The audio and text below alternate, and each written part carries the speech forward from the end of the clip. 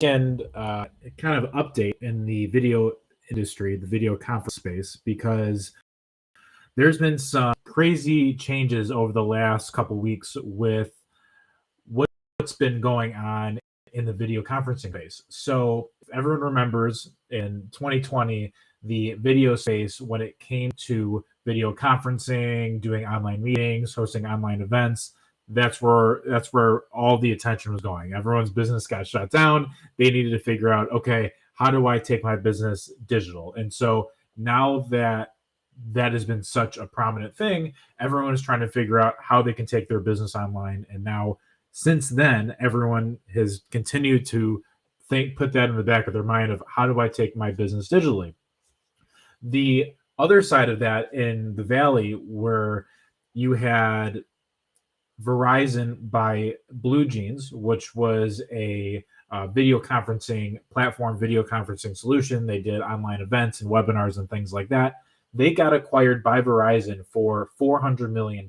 Now, Bluejeans wasn't a ultra popular platform. Not a ton of people knew about it, but they did the funding game the right way. They played it and they were able to tap into those relationships in the right way, and they were able to have good growth. But it wasn't a Zoom where everyone knew about it. They went public and they kind of blew up from there.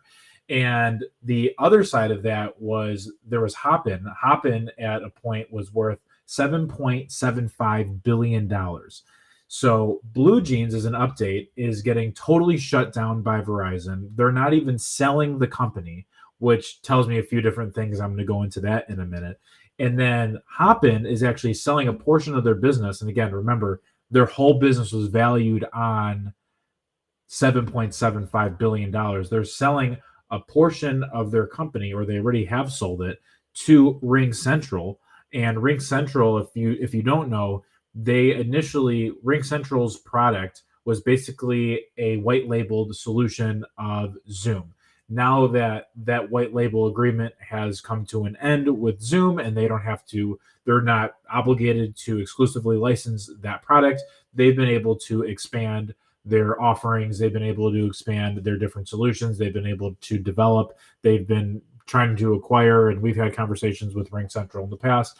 So they're very involved in trying to expand and grow and take over the market. And they're also a publicly traded company. So what happened with RingCentral is they went and they bought Hopin, for a portion of Hopin, for $15 million.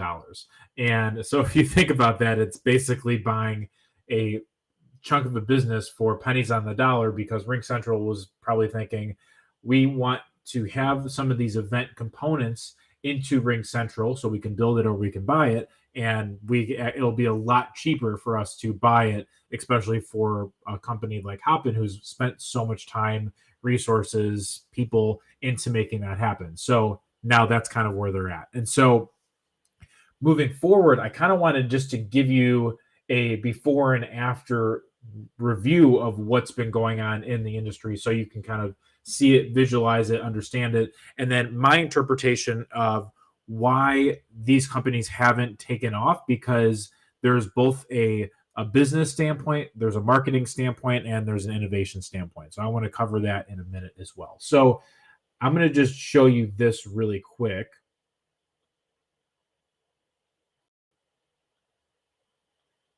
So there's four different articles here.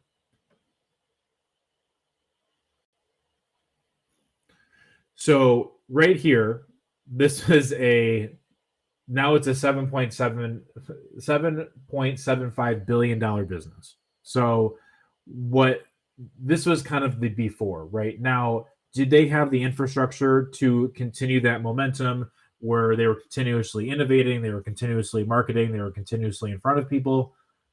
The market would say no, right? And so then from this to this, now you've got a computer on fire. They sold for $15 million, which is obviously a huge loss to Hopin, right? And then if you go to Verizon, right? Verizon is acquiring Zoom, rival Bluejeans, for a reported $400 million. Then you go from this ultimately to this. Now they're shutting down the video conferencing app they bought for $400 million. It seems to be a bust. Now, if you have something that's not as successful, why not do what Hopin did and sell a portion of the business? Why? I mean, I gladly would have been able to figure out. I would love to have talked to them and say, we'll take over some of that responsibility, right? We'll take over some of that client base. We can figure something out. But they're just saying it's not even worth it altogether, right? And they're just saying we should shut this whole thing down. And so, what does that tell me from a business standpoint, from a technology standpoint? Was they're not actually set up to support people at the level that they wanted to. Now, if you're looking at an innovation perspective, they were not able to figure out why is someone going to sign onto our platform, stay with it, and not use anyone else. The thing that I've noticed after talking to hundreds and hundreds of customers personally on the phone is when they're using one video conferencing solution, they're also signed up for 3 or 4 other ones, right? Because in the space, in the market, there's meeting solutions, there's live webinar solutions, there's automated webinar solutions, there's event management solutions, there's tying it all of it together, there's affiliate management campaigns, right? And the thing with even us on why we've kind of built our platform is to consolidate all of that technology so you don't have to worry about that, right? If you want to do email campaigns, all of that is tied into one singular solution, and they didn't have that stickiness, right? They didn't have that stickiness with the business. If someone is using our system, and why we've been bootstrapping, probably not. Looking back on it, we've definitely stunted our growth because we've been bootstrapping, and now we're going through the fundraising process. But because people use our platform, because they generate revenue, and we've tied our platform to immediately generating revenue, it becomes a lot more sticky, right? And so that's kind of the thing that everyone else has been missing out from that standpoint. Now, the being a Me Too product, right? If I can also do meetings, I could also do webinars. That's not the thing that's moving the needle. And if you've got one hiccup in the video conferencing space, you're done. You're out. You're not. If someone's not able to get into your event, if there's something wrong with if you're a browser-based platform and you didn't update your Google Chrome and you can't start your meeting, the user doesn't know that, but you're out, right? So that's a very unforgiving space. So everything needs to be perfect all the time in order to make that happen. And so when you're dealing, especially in the video space, in the video streaming space, everyone's relying on it. It's you need to have that way to ultimately communicate with your audience. And so that's kind of my take on that side of it. When you're looking at the actual messaging, the product market fit, the big thing that was going on between 2020 and 2022 was that everyone needed it, right? It became a more of a forefront of what's going on in the market. If you were doing any sort of live event, if you were doing internal meetings, you're not able to travel, you didn't want to go to hotels anymore. Everyone was revolving it around doing video conferencing. It was kind of like when when Ford released cars, right? Everyone ditched the horse. They jumped on the video bandwagon, and then they optimized their entire business around it. And so now that people have become more intelligent, the market has become a little bit more advanced. They understand what they want a little bit more.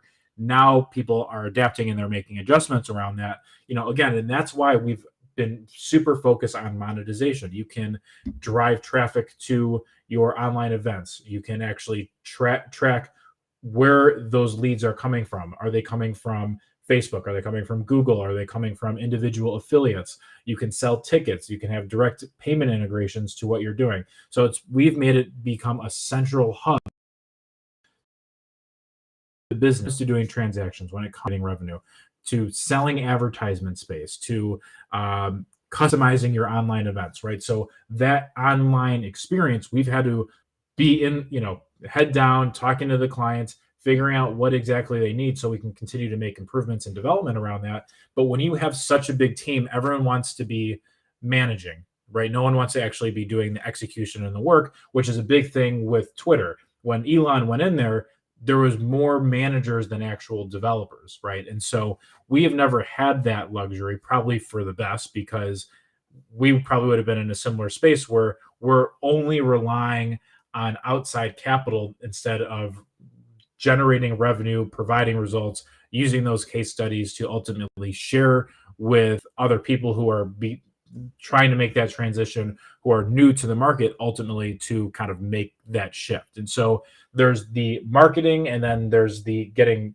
the audience getting a little bit more intelligent, and then there's the product market fit, right? So that product market fit was obviously there, but they weren't continuously innovating. And then there's the actual business angle to it, right? With the business angle to it, if you've got more people doing not not innovating, more managing, all of these things, then that becomes a lot of just not no execution, no creativity, not figuring out what's actually going on. And then when you're hearing directly, there's a huge gap between customer to top of the food chain in management to say, okay, we need to do X, Y, and Z. But by the time that customer gives the feedback to the ability for the company to actually make that change, the time delay is way too long. So by that time, they're going to want to talk to someone who's going to be willing to actually work with them. The other big thing in the space is that it is so hard to get someone on the phone, right? If you're talking about a go-to or a Zoom, if you're talking about getting support, if you're talking about having a technical issue resolved, if you're talking about building in more of a customized solution to ultimately help grow and scale what you're doing online, that feedback loop between the customer and the business, again, ultimately does not exist. And that's another reason why there's been a huge amount of drop off, because the customer doesn't feel like their needs are being heard. And so now that is another huge benefit when you're working with a smaller team. That feedback loop and the ability to change and the amount of red tape that someone has to go through ultimately to do a feature release, to make improvements, it's a lot better, right? And now also keep in mind that the process of releasing features, right? If you're making one little change into a video conferencing solution, everything else might blow up. And so that's another portion that you really have to consider is what's the ultimate process when someone makes a request, you go through and you make that change. You start with a small group, you communicate directly with those people. If there is no problem, then you continue to expand the reach of the customer base that's going to see that new feature. You're able to actually communicate with them, with your audience directly about that. But again, without having that sort of infrastructure and change, really handicaps your ability to kind of grow online. And so from my perspective, seeing, the combination of the business economics of it, the marketing perspective, the ability to rapidly make changes without having those things in this space that is evolving so quickly, especially when you see in the video market, you've got people who are just focused in individual niches now. You've got people who are focused on baseball cards, right? You have people who are focused on, for like the film industry and doing collaborations and making it changes on there. And so now it's not really a Me Too solution. It's just identifying the individual markets to understand how can we help solve these individual pain points, because everyone in the world's using it now. It's not just, if you're using it like in the early 2000s, you were way ahead of your time, right? Because no one's doing online events. It's like email marketing. If you were the first one to send out emails or do paid advertising, that was a really cool thing for your business because you had first mover advantage. But now the market has changed a lot where we're able to kind of see, okay, this is not exactly what it used to be anymore. And now everyone is evolving and they're making changes. People are learning how to make more money online. So that is kind of where everyone's gotten a little bit smarter over time. And so that's my take on it. I'm looking at the marketing inputs, the business inputs, being the Me Too product. I think I covered a lot of that. And when it comes to this and when it comes to figuring out what you need to do ultimately to scale, this is for any business, right? This is what's going to happen for AI. This is what's going to, this is going to continue to happen in the video space.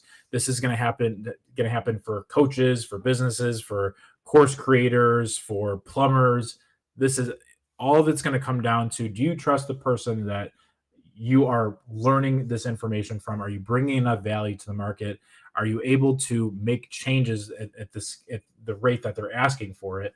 And are you able to continue to communicate that at a larger scale? So that's my take on it. Would love to get your thoughts, your feedback, your input on it. But when it comes to Verizon shutting down a $400 million investment, that hurts me, right? I can't even imagine what's going on with them. But obviously, I'm reaching out to a lot of people at Verizon and Bluejeans to see where they think everything is going to be going next, and if they're what's going to happen to all those customers, right? There's a lot of people who are reaching out and saying, well, these list buyers and sellers that if you want to take over some of this, here's all these all the Bluejeans users, you can go email them. So I don't, I want to figure out something strategically on a way for everyone to kind of win on that side. And, obviously looking for more collaborations and things like that. So again, thanks so much. Have a great weekend, and I will talk to you soon.